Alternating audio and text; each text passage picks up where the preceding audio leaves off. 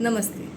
मैं हूँ डॉक्टर प्रीति पोगे भादुड़े, fertility specialist Jalgaon. आज हम बात करने वाले हैं कि जब आप फर्टिलिटी स्पेशलिस्ट के पास पहली बार जाते हैं तो आप क्या क्या एक्सपेक्ट कर सकते हैं, वहाँ पे क्या क्या हो सकता है। जब काफ़ी टाइम तक शादी होने के बाद भी प्रेगनेंसी की न्यूज़ घर में नहीं आती है तो जाहिर है कि कपल और उनके साथ उनके पूरे घर वाले वो भी परेशान होते हैं।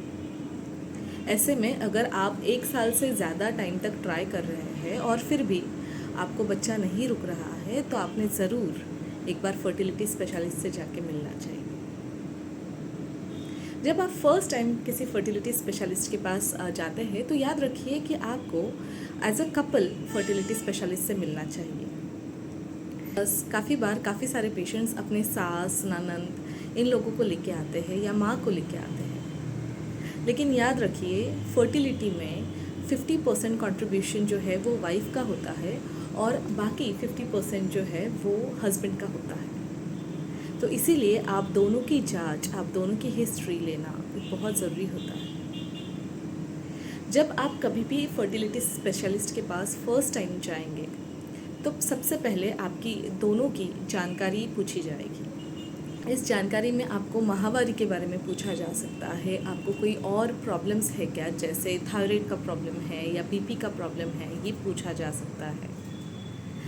हम ऑक्यूपेशन के बारे में पूछते हैं, जैसे वो क्या काम करते हैं, क्योंकि अगर कोई केमिकल्स से रिलेटेड काम कर रहा है या पेस्टिसाइड से रिलेटेड काम कर रहा है तो ऐसे में काफ़ी बार ये जो हार्मफुल केमिकल्स है वो आपके फर्टिलिटी में प्रॉब्लम्स क्रिएट कर सकते हैं।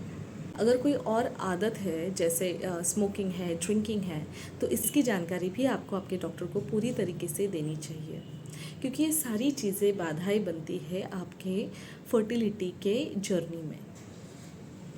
इसके अलावा जब आपकी सारी जानकारी ली जाती है तो उसके बाद आपको टेस्ट बोले जाएंगे। अभी हर फर्टिलिटी स्पेशलिस्ट जो है वो आपको अलग अलग टेस्ट बोलते हैं, हर जगह अलग अलग प्रोटोकॉल होता है, लेकिन जो कुछ बेसिक टेस्ट है जैसे आपका बेसिक CBC काउंट, आपके हीमोग्लोबिन लेवल्स कितने हैं वो पता चल जाएंगे। उसके अलावा वायरल मार्कर्स जैसे HIV या हेपेटाइटिस, ये सब कराना बहुत ज़रूरी होता है फर्टिलिटी के पहले भी, और ये वैसे भी हम सारे प्रेग्नेंट पेशेंट्स का भी करवाते हैं। रूबेला की जांच होती है। उसके अलावा आपकी सोनोग्राफी ज़रूर की जाएगी कि ये बहुत ज़रूरी है कि हम पहले देख लें कि आपको कोई गांठें तो नहीं है वहाँ पे गर्भथैली में, जैसे फाइब्रॉइड या अंडाशय में कोई प्रॉब्लम है क्या, वो ज़रूर देखा जाता है। उसके अलावा हस्बैंड सीमेन एनालिसिस ज़रूर किया जाता है, क्योंकि जब वो नहीं करते हैं तो हमें बहुत बार सिर्फ आधी ही चीज़ें पता चलती है। तो ये अच्छे सेंटर से करवाना बहुत ज़रूरी रहता है, और फर्टिलिटी स्पेशलिस्ट जनरली ये सीमेन एनालिसिस आपको आपके फर्स्ट विज़िट में ही करवाने को बोलेंगे। उसके बाद आपका रिजल्ट्स आने के बाद आपका डायग्नोसिस होता है, और मोस्ट ऑफ द टाइम्स एक ही दिन में ये सारे रिपोर्ट्स आ जाते हैं। कुछ हार्मोन के टेस्ट है जैसे FSH या AMH, ये चीज़ें जो है इसके लिए अलग से थोड़ा टाइम लगता है और आपको 2-3 दिन के बाद भी बुलाया जा सकता है। तो ट्यूब टेस्ट के लिए आपको आपके डॉक्टर्स बाद में भी बुला सकते हैं। अब जब भी आप किसी फर्टिलिटी स्पेशलिस्ट के पास जा रहे हैं तो अगर आपने कोई प्रीवियस ट्रीटमेंट ली हुई है किसी और डॉक्टर्स के पास या किसी भी और तरीके की ट्रीटमेंट ली है तो ज़रूर सारे फाइल्स लेके जाइए, क्योंकि वही टेस्ट पर रिपीट नहीं होंगे और सारी जानकारी आपको एक ही विज़िट में आपके काफ़ी सारे प्रॉब्लम्स सॉल्व हो जाएंगे।